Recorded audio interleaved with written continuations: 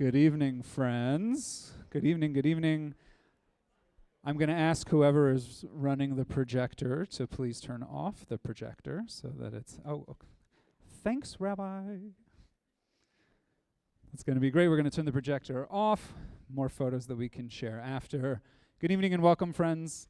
I'm Rabbi Dan Horowitz. I'm the CEO of the Jewish Federation. It's my privilege to be here as part of this panel of unbelievably wonderful, thoughtful, kind clergy that this community is absolutely blessed with in all the ways. And I just get goosebumps and giggly that I get to sit here as part of this panel. And obviously you all know they're incredibly special because you came in order to hear their thoughts and reflections on a really powerful trip that we all experienced together a few weeks ago. First, I want to express gratitude to Rabbi Mark Shifton, who is here and who's going to be our moderator for the evening of this panel. This trip happened courtesy of Mark and Mark's efforts and organization. So thank you. Thank you for all of your work on behalf of us and our community and all that you did. Special gratitude goes out as well to Bernie and Maria Parr, who helped underwrite the land costs for this trip, in particular making it possible for Nashville's clergy, literally cross-denominational, to get to go and be together in Israel and support in this time. Thank you for your support and generosity. And I'm going to turn it over now. I'll say a couple words at the end, but I'm going to turn it over now to Rabbi Mark Shifton. Terrific. Good evening, everyone. Can everyone hear me? It's such a good Jewish group. Half said yes, half said no. I want to tell you that we had a meaningful, powerful experience in our days in Israel. We were there for 3 full days, a relatively quick but an extremely full and complete trip. Each one of our 5 congregations was represented by our rabbis. We spanned dietary observances from 0 to Chalav Yisrael, to vegan in between, and we made it all work. And I think you'll hear about the fact that we came back even closer together. I will tell you that when we arrived in Israel and everywhere we went, no one could believe that a group of rabbis spanning from Reform on the left to Chabad on the right could travel together respectfully, cordially, on a community trip to Israel. And it speaks well of our colleagues, but it speaks well of this community as well. I also want to thank, again, the Parr family.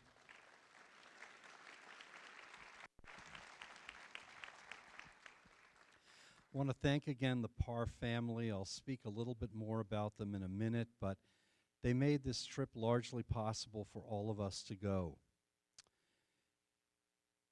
Let me just tell you very quickly about the 3 days that we were there. The first day was spent in the Gaza envelope, the kibbutzim, the development towns, the border towns that suffered the most during the terror attacks on October 7th. We spent the entire day there. The second day we spent volunteering, helping to bag and package vegetables because of the Thai workers largely that had left Israel during the conflict. We then went to the headquarters of United Hatzalah. Hatzalah is the organization in Israel that provides medical relief. It's one of a couple of them. But their unique gift is they can reach any space in urban-centered Israel within 90 seconds. And, of course, that took on additional meaning after October 7th. While we were there, Bernie and Maria Parr dedicated 2 armored intensive care ambulances. We were able to see that as well.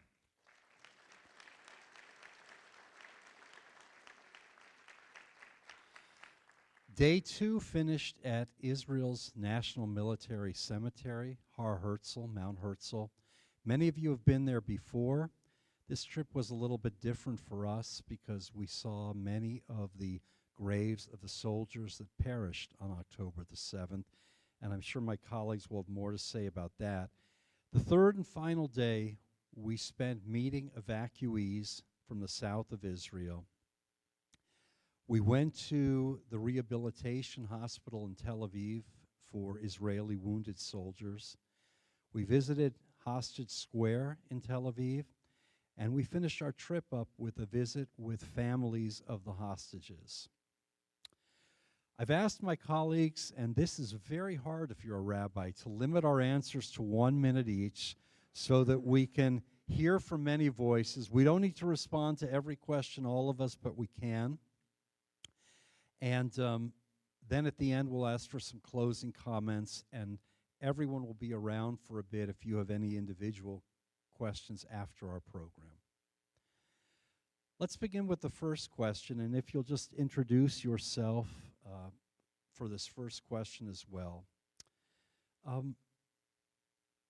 Tell us, not just professionally, but I would add personally, why you wanted to go on this trip. The middle of a war zone, leaving family behind, and yet you went. Tell us why you went. What was the motivation? Any way you want. I'm Shana Mackler. I'm one of the rabbis at the temple. For me, this was important to be a part of the Nashville rabbinic trip, I think, to go with our colleagues and experience that as leadership of this community, to have that broad support in our community. I had been to Israel during the Second Intifada, so I had been there during times of conflict and uncertainty. But this felt different. This was more compelling to me to go to make sure that people did not feel alone with everything we were seeing on the internet and we were seeing being shared. We wanted people to feel, I wanted people in Israel to feel that we supported them and that they had Nashville's Jewish community support. For my family in Israel, I wanted to put my arms around them, and I wanted to see them and for them to see me there as well. And professionally, I wanted to be able to come back and tell you those stories that we heard firsthand, to be able to know what these people were saying to us and be able to communicate that, their pain and their hopes and their sadness and their frustrations and their gratitude. Hi, I'm Lori Rice. I'm one of the rabbis at Congregation Micah. I would say yes to everything that my colleague Shana just shared, and add that the morning of October 8th, I was sitting in a marathon race corral in Chicago with thousands of other people sitting, waiting for this race to start, crying, looking around thinking, is anybody else upset about what's happening right now, what just happened yesterday? I felt so alone. Selfishly, I wanted to go to Israel from the moment of October 7th when I heard the news, because I needed to be with my people. And honestly, I've been doing this job for 23, 4, 5 years. I'd have to, a lot of years. And identifying, consciously Jewish for many more years than that. And this was probably the first time where I really felt like the people of Israel are my people. This is my family. So in many ways, I was selfishly motivated, and professionally, all the ways that Shana shared were reasons why I wanted to be there. But I just felt like I needed to go immediately. Good evening, Chodesh Tov. I'm Joshua Konok, one of the rabbis at Western Synagogue. And so I guess that we will hear a lot of yes, yes, yes, yes, which probably will cut our answers shorter and shorter, hopefully. I will just add that, there was this very deeply felt need to be there for in terms of the being with the Israelis and also being in the land. I don't know how to explain it, but certainly for me, Israel is also home. I'm not Israeli. It's not a matter of nationality, but it's the homeland in many regards. And going back to Israel and walking in certain parts of the country is like feeling at home, talking in Hebrew with Israelis and sharing the bread and the conversation and the pain and the resilience and the solidarity. There were all of those things that were happening, and the reason why when the trip became a reality, I said, yes, I want to be there. This is where I want to be.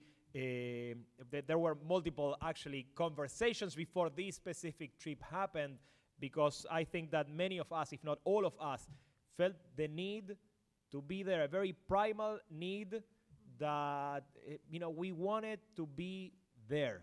And so that was part of what also moved us, so that we can bring it back. But I think it was also very selfish, like, we have to be there. I want to be there. And, we were blessed with the opportunity to do so. Saul Strasberg from Shereth Israel. I think, number one, I wanted to show our kids, that this is a moment in history that we wanted to be a part of. And number two, there's a feeling of guilt for being here and not there, and I wanted to feel some pain. And when you saw what we saw, you feel the pain, you smell it, you see it on the people's faces.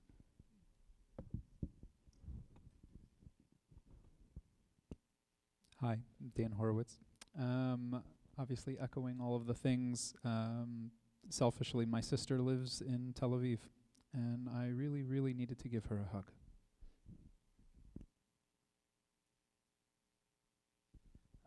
Philip Rice, known as Rabbi Flip, from Congregation Micah, where I work with and sometimes for the wonderful Rabbi Lori Rice. I want to thank you all for being here, and thank you for having me. And my answer comes by way of a story. It's a story that profoundly influences my Jewish life, and so some of you at Micah have heard me tell it before. It's about Rabbi Ishmael, who was one of the 10 martyrs of the Jewish people in Roman times. The story goes that when he was led to the gallows, a bat kol was heard, a heavenly voice, and it said, Rabbi Ishmael, should you shed one tear, I will return the earth to its primary chaos. And apparently, Rabbi Ishmael was a gentleman because he didn't cry. And I couldn't understand for so long why he didn't cry. He lost his family, he lost his community. The Torah was burned and desecrated in front of him. His colleagues flayed and burned alive. I mean, if that's the way the world is going to be, who wants to live in it? And then along came Dr. Eli Wiesel, Allah Shalom, may he rest in peace, and he sort of taught that the reason that Rabbi Ishmael didn't cry is because he was the consummate teacher. And in the end of his life, he wanted to teach us a lesson about Judaism. And that part of that lesson is to be a Jew, is to have all the reasons in the world to destroy the world and not to destroy it. It's to have all the reasons in the world to hate Germans and not hate them. And now it's to have all the reasons in the world never to like or trust Muslims or Arabs again, but to still try. So these are two famous figures in the history of Judaism, and they are storytellers. And I think largely that's what we are. And I think many of us wanted to go so that we could go hear the stories so that we could share them with you on Lights Night tonight.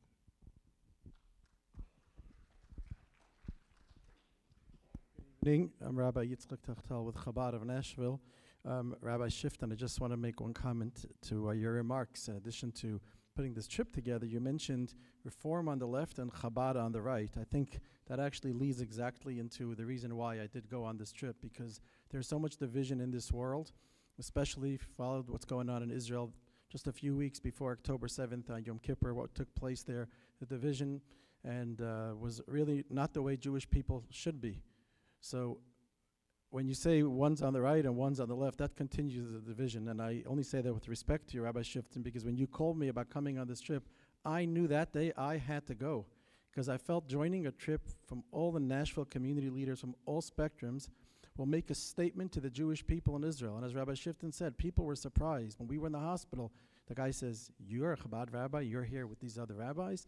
The response that we got there, and I remember other times, and that's exactly why I went, because only when we will be unified as one, we will succeed. All over Israel, you see signs, Biyachad Ninatzeach, which means together as one, we will succeed.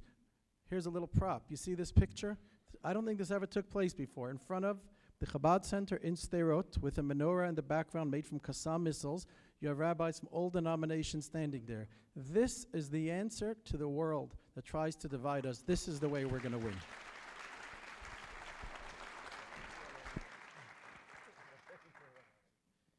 Hello, I'm Michael Schulman. I'm the Director of Education at the Temple, and I think I was the last person to sign up. I think I signed up on the Monday after the deadline.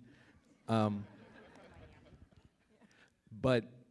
the reason I went, and it was sort of over winter break, well, I would say, December, getting so many questions from not just friends, but students in our religious school, from their parents as well, and wanting to look them in the eyes and be able to answer some of the questions that I felt I couldn't answer just having stayed here. So I wanted to go and was grateful to go to be able to bear witness, to share the stories, but mostly to help our families, our students, our parents find that or maintain that pride in their Jewish identity, and let them know that it will be okay and that we're resilient, and we will continue, and Yisrael Chai. I just want to say that when Rabbi Tachtel graciously agreed to go, there was one condition, and that was that I might lay tefillin with him. And we fulfilled that promise. And the last time we did tefillin together was in the Federation trip on 2014. So hopefully we'll do it again before another 10 years, Rabbi Shifton. We can hope. So we may, we prepared 5 questions. We may get to 3 of them, but this is the most important one, I think. And this one, if it takes the whole evening, that's fine. The question is, what if you can identify from all of these interactions we had, one event, one vignette, one stop on our visit that affected you the most, that moved you the most, or that troubled you the most, what would that be for you, and why was that the case for you? We don't have to go down the line here. Let's have someone in the middle pick up the microphone. So when I was in my young 20s, I signed up and did a SARL experience where I went and volunteered in the IDF for 3 weeks. And it occurred to me 3 whole weeks of my life that Israelis did this for 3 years. And if I had any thoughts of making Aliyah, actually living in Israel, that wouldn't just be a decision I'd be making for myself. That would be one I would be making for my family. And so to walk through Mount Herzl and to see rows and rows of graves of 19, 20, 20-year-old young men and women with my 21-year-old son, it just had a profound impact on me. It scared me for them, and it garnered an unbelievable amount of respect for the sacrifices that people ideologically or for whatever reasons choose to live in that powerful place. So I'll stop.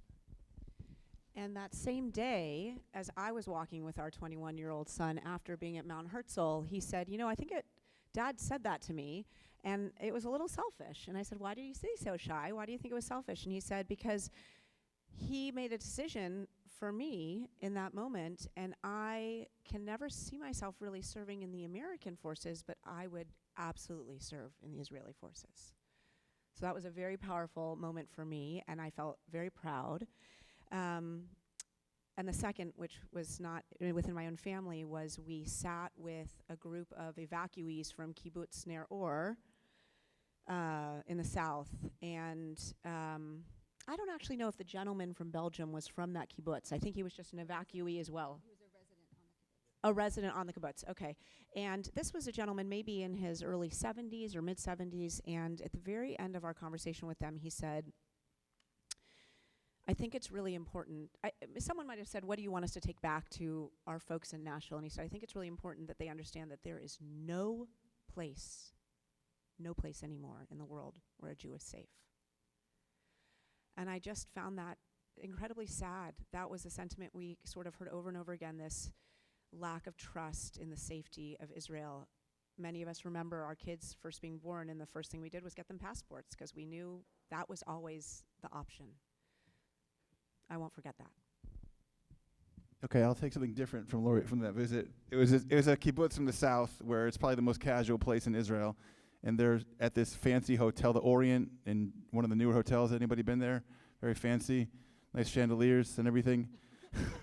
I don't know, good food, and exactly. So if you all remember the movie Titanic, remember Titanic and the ship's going down, but the chamber orchestra is still playing? So my sister is a religious, Chardal religious, and they were put up at a hotel, not a nice hotel in Jerusalem, not like this one, and they got the chamber orchestra. and this like stripe of religious Israeli doesn't really like chamber music, but they were still playing. So it reminded me of these kibbutz people, or Haner, and how they decided that they would know when it's time to come back, when all the subcommittees reported to the main committee, because they're socialists, right, that it's time to go back. And I just thought that was incredible, the fact that they maintained all of their ideals, in a different world. Jerusalem's a different world from where they are. They're still 100% functioning as they're set up to be. And Israel is in time of war, but things are still full system go. And for me, that was so inspiring because they have every reason to throw in the towel and say this is a ship that's going down the Titanic, but this is a ship still on their way up. And I was just very inspired by that. So something sort of the opposite experience that I had was flying El Al. And I think one of the consequences, too, of signing up late was I was on a different flight than everyone else. But I had this experience, I've flown El Al dozens of times to Israel. It's something I look forward to, actually, and I enjoy flying El Al. But when we landed, I expected applause, cheers, and that, for the first time ever, did not happen.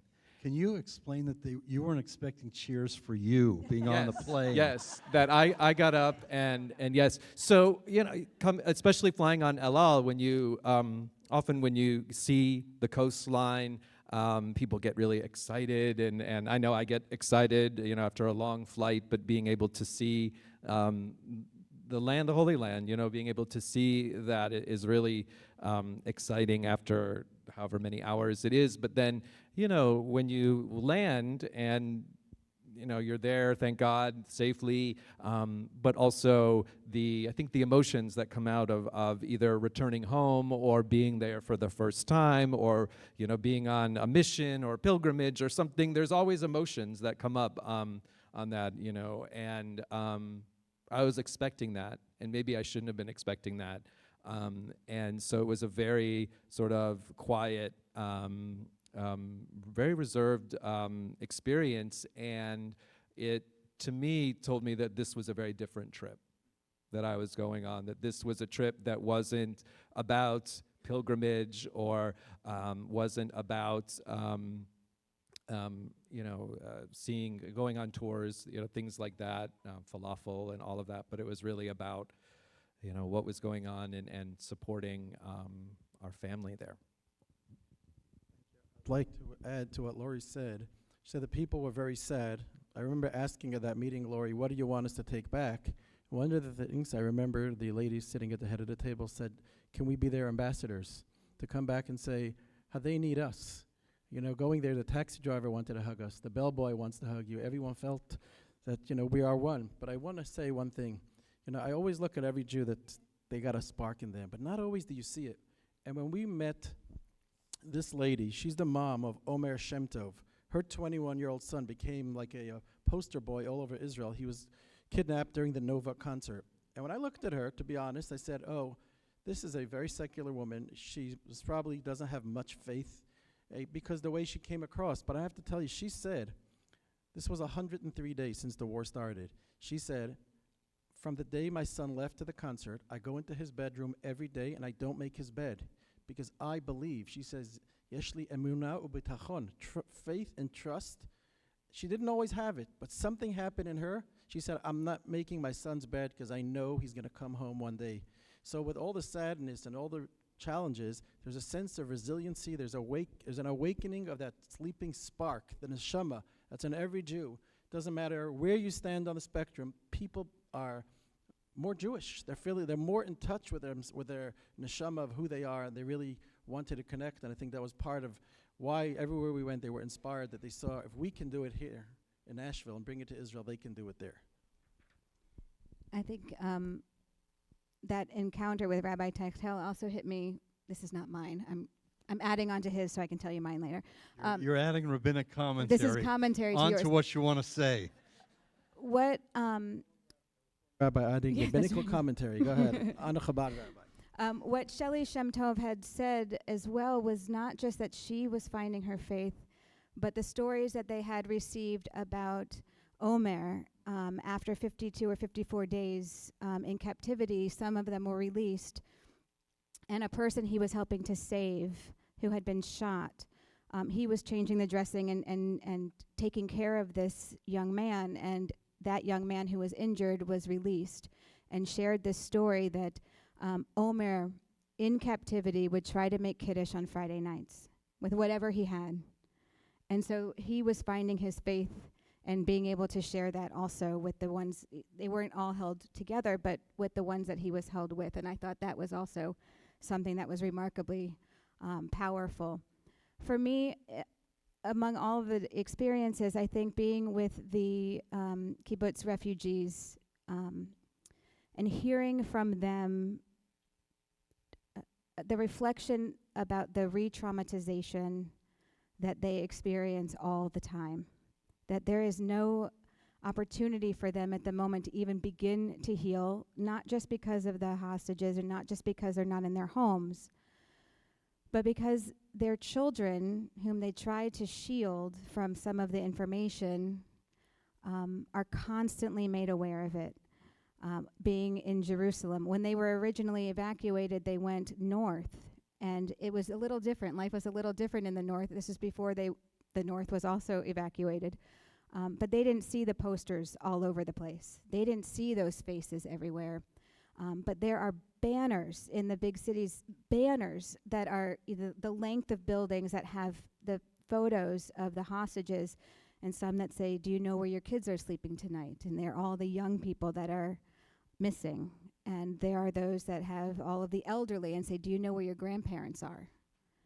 And so what these children who are, being kept, 200 kids of the 500 evacuees that are at this hotel, would walk around Jerusalem and notice their classmate on the poster that they didn't know that was kidnapped. Or they would notice their teacher or the parents of their friends. And hearing that and realizing that they didn't have a chance to really protect their children that way, and every time they looked out those windows or every time they went outside the hotel, they would continually experience that, as well as this sense that they had that they were sharing with us of this compounded frustration and loss and all of the different failures that took place that enabled this to happen. And seeing, and hearing from them the failures of the intelligence, that was gathered by the female officers that was not taken seriously, about the maneuvers they witnessed over the border. And then the failures of the fence not working and not having the soldiers there online, to not having their, doors on their bomb shelters or their places in their homes, because that's not what they were meant for. They're not meant for people to come in. It was meant to hide from a chemical attack, right? So the idea that all of these different failures, and just the idea that they had said, well, what if more than 3 people come over from Gaza, when they were asking the government to protect them? And they said, we said, well, what if 50 people come over or 100? They said, that will never happen. And so just every single thing that lined up to allow this to happen, and the sense of lack of trust being on the border and not having the security and the safety that they were negotiating for, or expecting. So all of the things that took place, and it wasn't from that kibbutz, but another comment, someone said it was our fault. The kibbutz residents felt like this was their fault, and so just that amount of guilt and responsibility that they were absorbing and assuming, it was crushing. It was soul crushing to me, and everything that was compounded into that for all of the ways that they continue to suffer. I think we could have all felt that we could have been them just as easily. And we felt, all of us, like they are our family, because they are, all of them.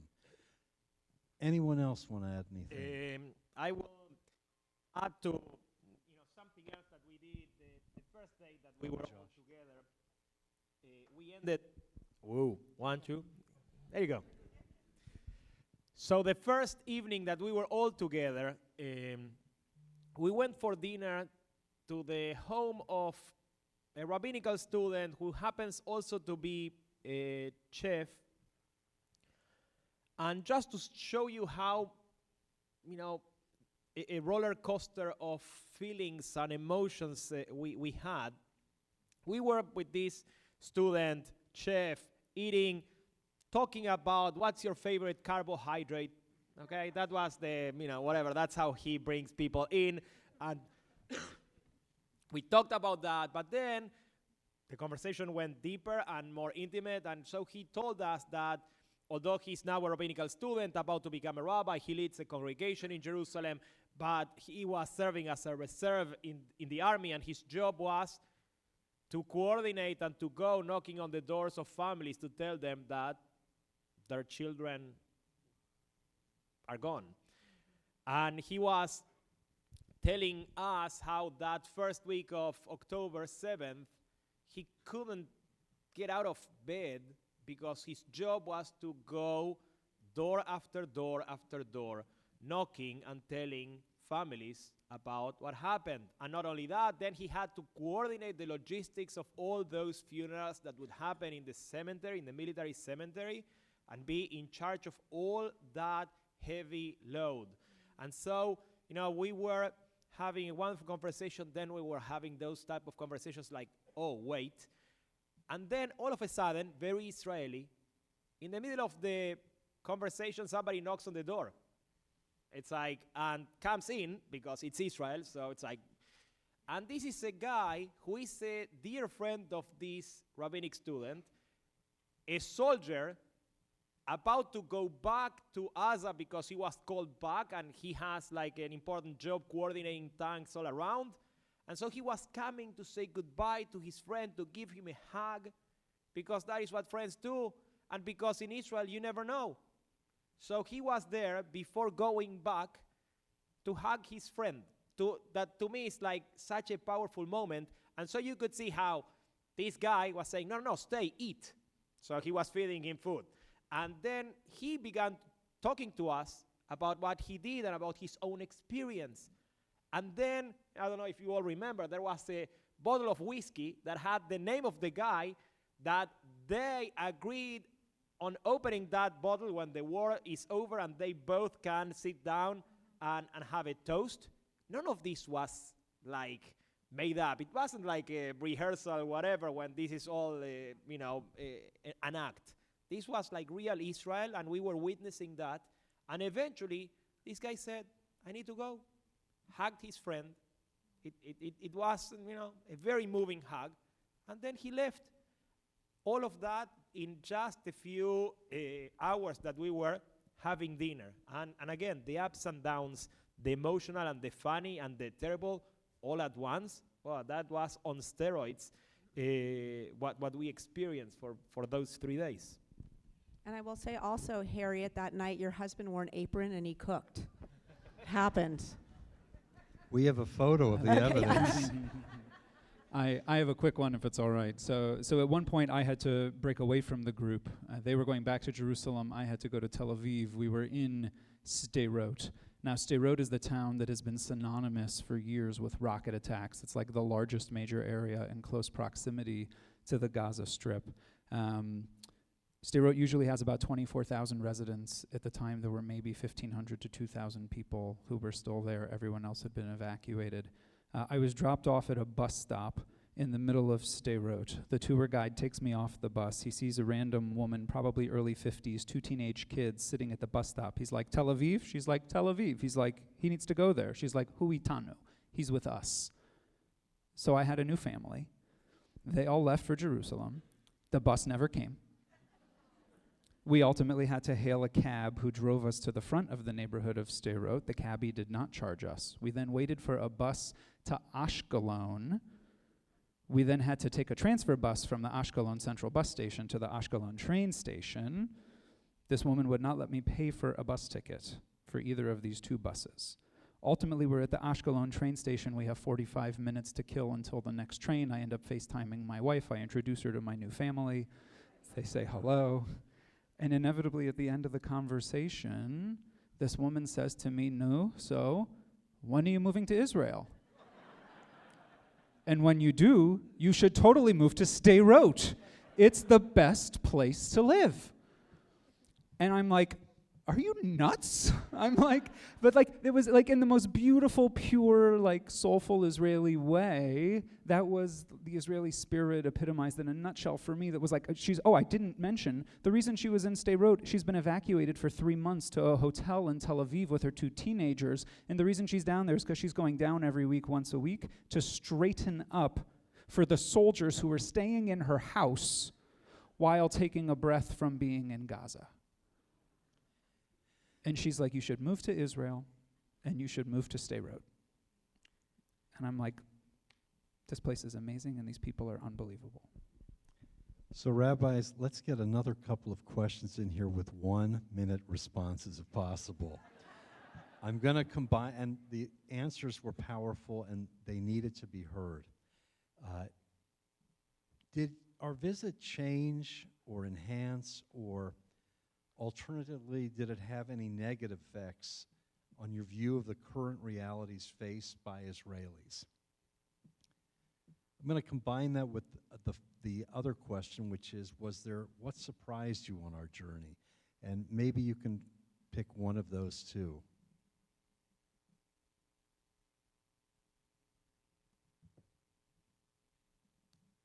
Rabbis in silence. This has never happened. Yeah.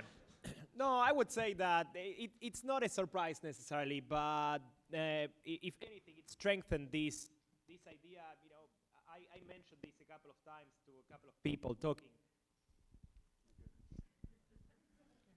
Whoa. It works. It works. I think that, you know, it's whatever. It's okay. But it's not a surprise, but it's so inspiring to see that resilience in action, that unity, that strength. It was, again, not a surprise, but it was so nice to see. Again, it comes on the aftermath of October 7th, so nice may be an overstatement. But this idea that after a year where you could see the country being torn apart and people fighting with one another, there was a palpable sense of unity, of mishpacha, of family, of we are in this together, and yachad nenatzeach, together we should stay if we really want to succeed. And to me that was profoundly moving. That is not to say that Israelis and Israel doesn't have conversations and disagreements and lots of people who have lots of things to say about lots of, you know, about everything, but it was nice to see that unity, that people were in this together, that they were pushing together, and again the resilience of folks who know that there is no other way, that there's no other place to go, and that was to me deeply inspiring. I would say that they were also very worried about the anti-Semitism that they heard about in the United States and in Europe.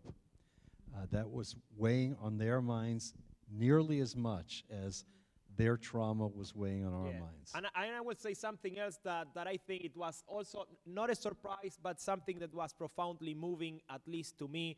We were in the hospital visiting injured soldiers, and one of them was Navy SEAL type of special forces. He was telling us how things went in Asda, and something that he kept saying once and again, and I think that it's important to be said because and this is actually what he asked us to do as well. He said, I'm doing this for us and for the Palestinians who deserve and want to have their own state. So it's like, at times, it might look like we go into some sort of a zero-sum game in which it is us or them, but it cannot be both. And this kid fighting the good fight, and someone who said, I saw the Hamas terrorist putting a baby on a stroller and walking with the stroller so that he would know that we wouldn't do anything to him. He said, I saw that. And yet he said, I'm doing this both for us Israelis and for the Palestinians. And so it reminded us that at the end of the game, many Israelis, I would hope that it's the majority of them, but certainly this kid who was fighting, was saying that the end game should find Israelis and Palestinians living one next to the other and not one instead of the other. And to me, that is extremely important to say. Rabbi Kulik, I also heard him say, I asked him, he was shot by friendly fire, if you remember, he said that. Yep. I asked him, are you going to go back when you feel better? He said, if you saw what I saw in Be'eri on October 7th, it's important to say that. He said, you would also go back. And I think it's very important to say, sure, we want all the Israelis and Palestinians to live in peace, but right now, even the Rabbi Nisimi, if you remember, when we had the dinner in his home, he said, I am thankful I don't have to make certain decisions, but I think almost every Israeli right now in Israel wants Israel to finish off the war. They're not going to. He says he's not going to say it out loud, but we're not going into this politics here. But I think the feeling of Israelis generally, Israel needs to finish this off. Otherwise, it's going to be like a cancer that's going to come back. Rabbi Rice. This gentleman that Rabbi Kulik was speaking about at Ichilov Hospital in Tel Aviv, his name was Ro'i, and he what he started the conversation with is he said, on October 8th, the IDF could have, by air, gone over Gaza and taken care of all of it in one fell swoop, done.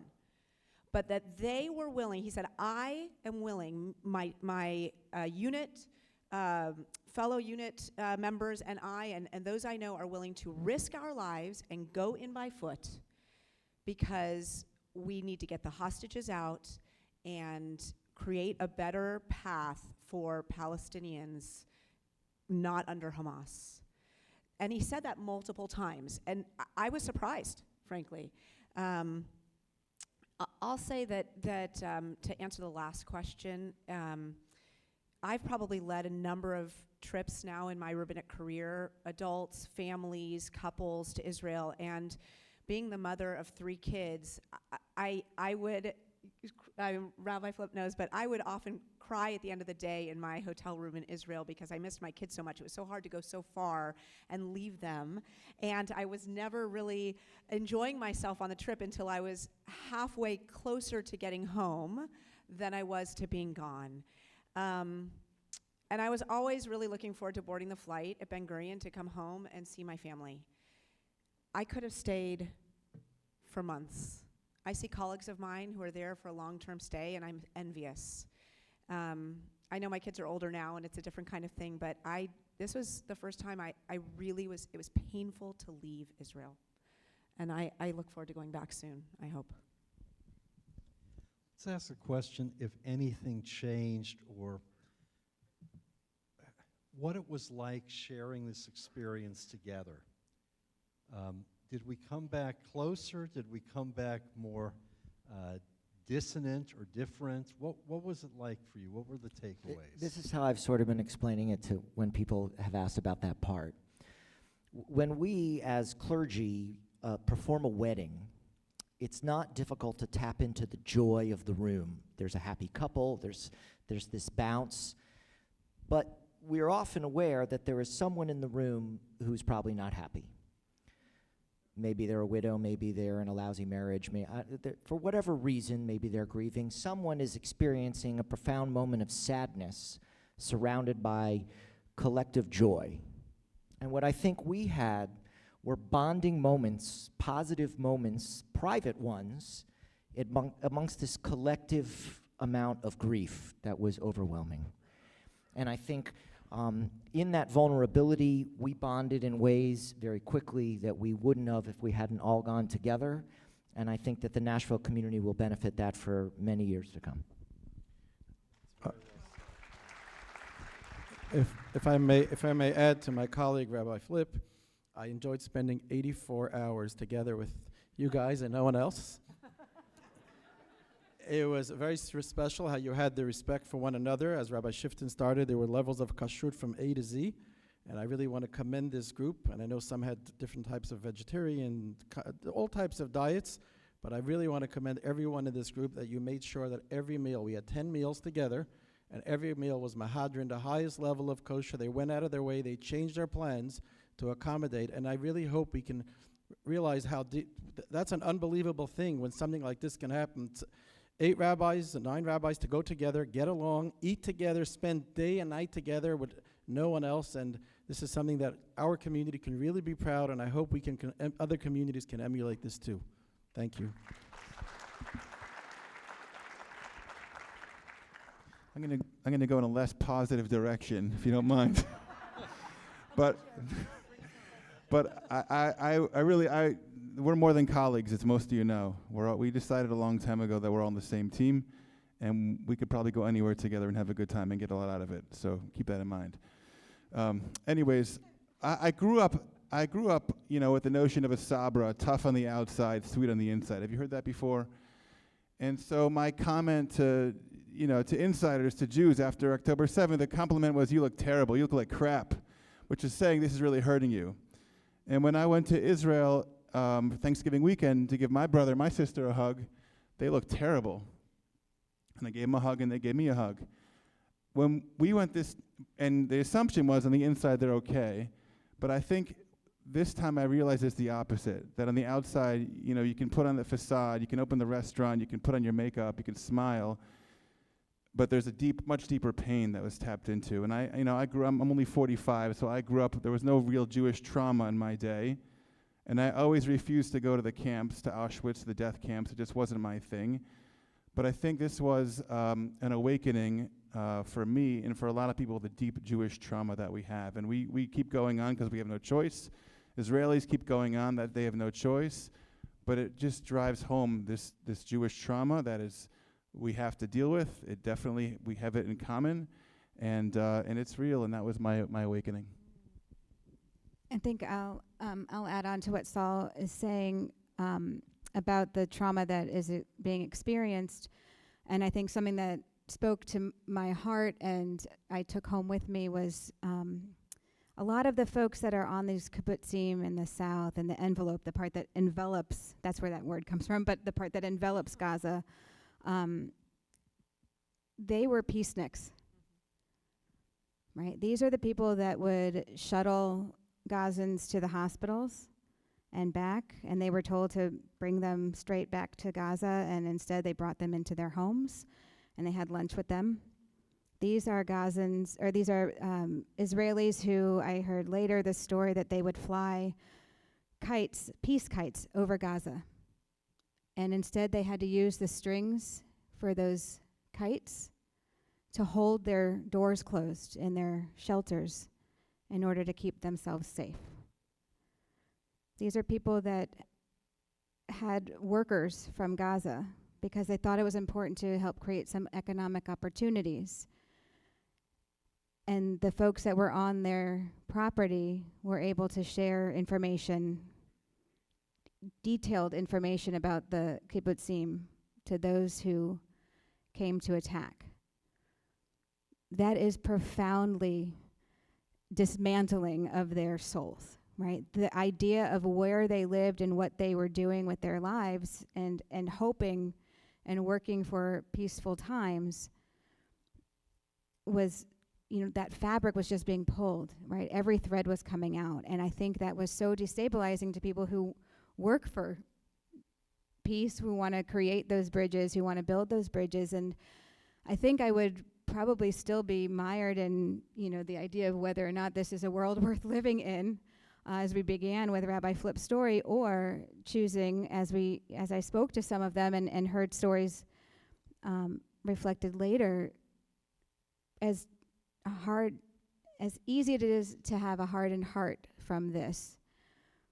They always said the word yet, right? Like we're not done yet, right? And so whether it's returning to these kibbutzim on the borders, or to being willing to look beyond, definitely with more security measures taking place, but not giving up on the dream of being able to coexist, right? And to see the humanity and the other.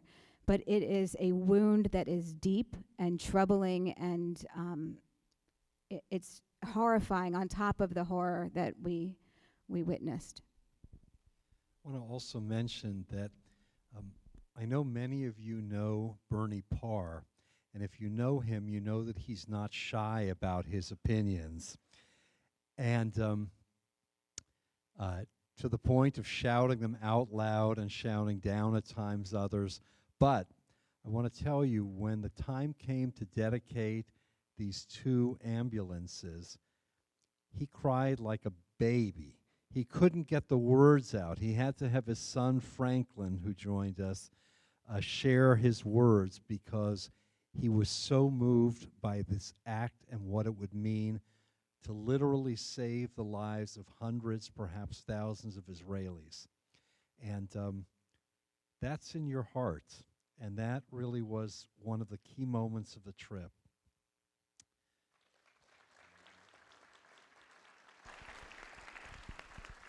Rabbi Shifton, I just want to commend to what you said now.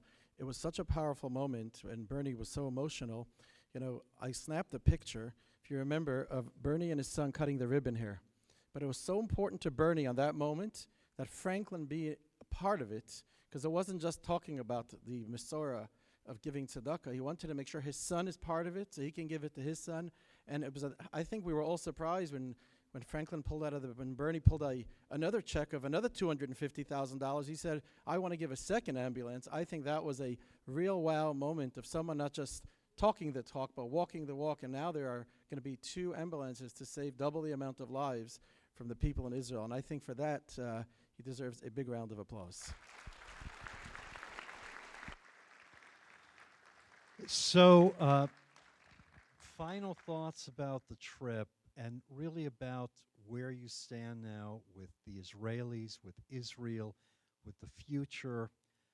Are you more optimistic about Israel's future?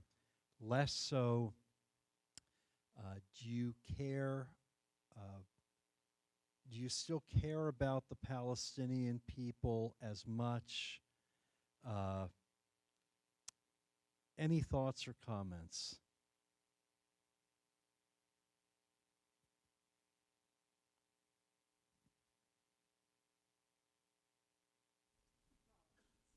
I'll be speaking for all of us. I think there's this sort of rabbinic notion that we don't just live in this world, but a world lives in us. And so we're all allowed to have our own opinions and own feelings and own thoughts, and they're all pretty validated. I think that Israelis live in a different world than we do. When we went to war in Afghanistan, it didn't really affect me that much. And war in that country affects every single person in that country. And I don't know who said it, or I think it was said on our trip, or of all the podcasts I listened to, but Israel's like, it's stronger than the sum of its weaknesses. And so I am optimistic, not in the short run. I think there is a cloud of death that is hanging over that place. And I think all people who have a heart can have a little bit of at least empathy for children or innocent people who are killed, whether they're called collateral damage or not. And that's hard because Israelis are going to have to live with the fact that they did that, even if they did that in an honorable way and in defense of their country. But I think it's hard for us to comment on this world that they live in because we only experienced it for 3 days, and it was traumatic and inspiring all at the same time. And they must be feeling that all of the time. And so for me, my empathy just grows. That's what my Judaism tells me to act. I have empathy for the hostages and their families and the soldiers and everybody mourning and reservists who have to leave their family. And what I took away was a lot of insight into the trauma that place is experiencing and a certain amount of empathy to be as helpful as I can. Yeah. Other thoughts? I would say, of course, we care for the Palestinian people and the innocent victims. I think that is what our Judaism teaches us, right? We see the image of God in every human soul. And I think when we start to doubt whether we care about them, then we have other issues that we're going to have to deal with. When we hear from the soldiers that that's what they're fighting for, is for the freedom of those people as well, the Palestinian people that need to have a government that will work for them and not sacrifice them. I think we have to pay attention to, the work that is being done within the state of Israel and the hopes that we can move forward with this. I think I shuddered at the question of whether or not we cared about other human beings. I absolutely worry if we start to answer that question in the negative.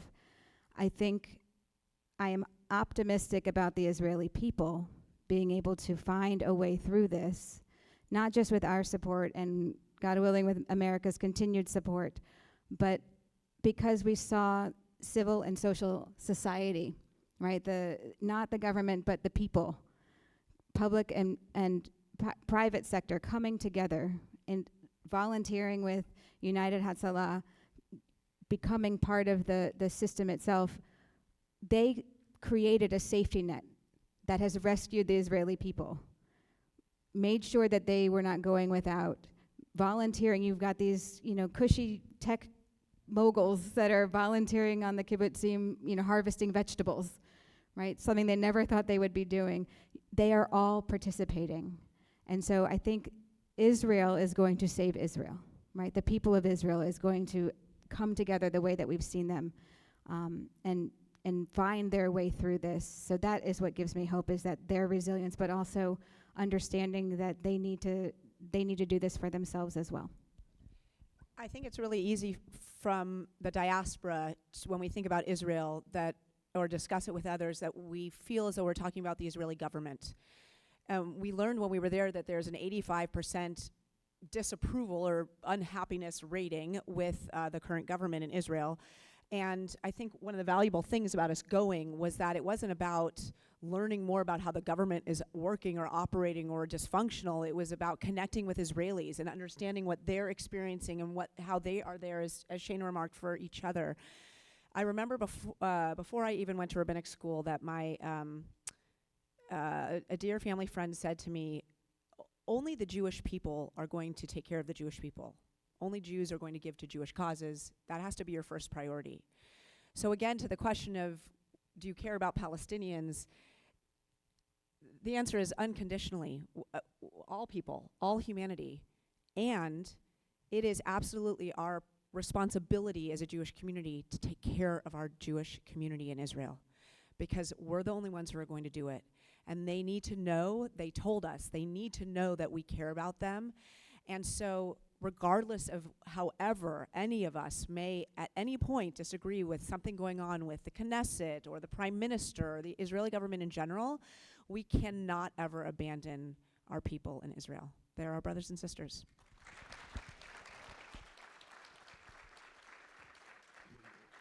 To add to that, I have this feeling, and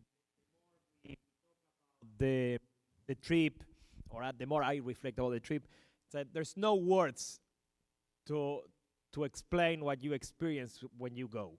So if you can, go. That's, there's nothing we can say that will help or replace the experience of seeing it by yourselves. Going to Israel should be something that we do as many times as we can, but especially right now, not only because you will end up supporting the state that is, there is no word that will replace the experience. It's anti-Semitic. It's okay, or maybe it's my problem. Who knows? But the other thing that I want to say, it's like, I'm not an optimist, for example, but I think that we don't need optimism because we have hope instead. So optimism, the way I define it, is sitting down and just waiting for things to just get better. We in the Jewish tradition don't do optimism, we do a proactive hope, which is to make sure that we take our reality, our destiny in our hands, and we make it happen. And nothing to me speaks about that reliance on hope, which by the way is the name of the Atikva, than one of the tattoos that was done by one of the girls that was kidnapped from the rave, and then she came back 50 days later, where she tattooed, "We shall dance again." It's that hope that speaks volumes about the resilience of these wonderful people that the people of Israel are, and is the hope that they will find a way, and that hopefully we will be able to be there to help them as well, so that there will be a future that is bright and that is better, both for the Israelis, regardless of their religion, and also for those who are living next to our borders, next to those borders, because we hope that we will see the day when they can not necessarily live happily ever after, but in peace with one another. So that's it. Ken Yehi Ratzon.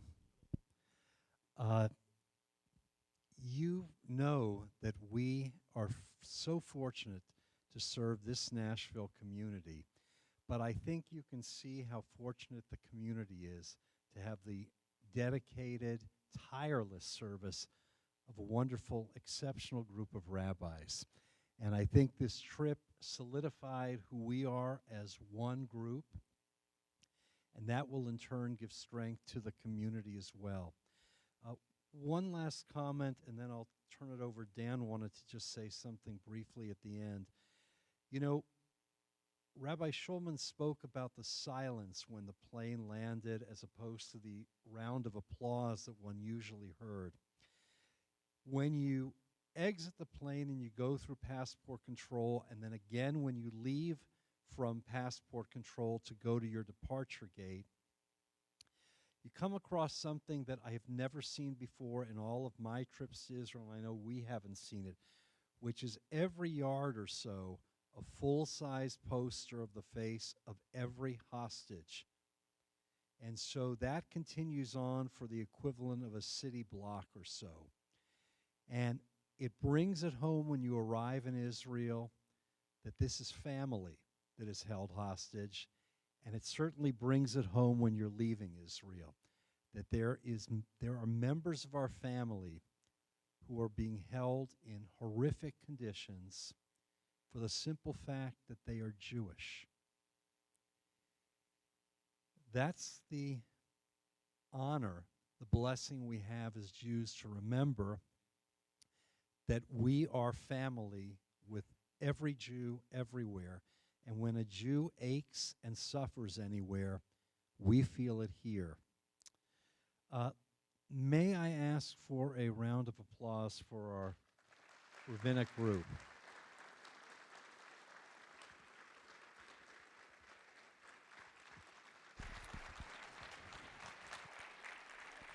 So there are many talents in the world, but being a rabbi moderating a panel of 8 other rabbis and finishing 5 minutes after schedule is unbelievable.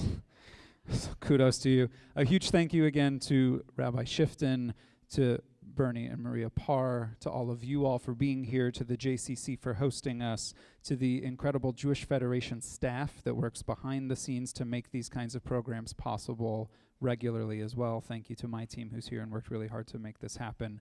There's going to be nosh outside after. Don't worry, we will nourish you in that way too.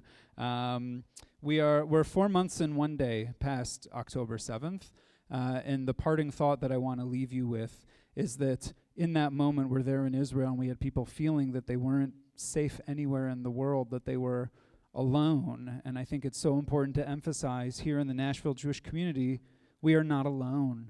We are here. We show up. There's so much happening in this community at every one of our congregations, at the JCC, through Federation. If you ever want something Jewish to do, it's here, and you don't have to do it alone. And whether that's a mitzvah or whether that's other forms of connecting Jewishly, there's so many ways that we can all connect to each other. I'm not making a fundraising ask tonight. You're welcome. But you should know that there are going to be middle and long-term needs that these folks who are dealing with trauma in Israel need. There are many ways to be Jewishly philanthropic, whether that's through Federation, whether that's through United Hatzalah, like Bernie, through all of these different amazing organizations that do incredible work to help the people in Israel. This is the time for us to be generous in ways that make sense for us. It's a waste time for us to do Jewish, and I think Rabbi Kolek said it beautifully too. Go. I know Rabbi Teichtel just started advertising a trip. I know Rabbi Kolek is exploring a potential trip. I know we at the Federation are putting together potential trips, one for in the near future and one for December potentially as a community. We're procuring quotes, but go. The number one thing that I heard, and I assume you all heard it too when we were there, everybody there to a T said, thank you for coming. It means the world to us that you are here. So I want to leave you with that. Thank you so much. We're all around, obviously. Come and schmooze up. Enjoy the desserts. Have a wonderful evening.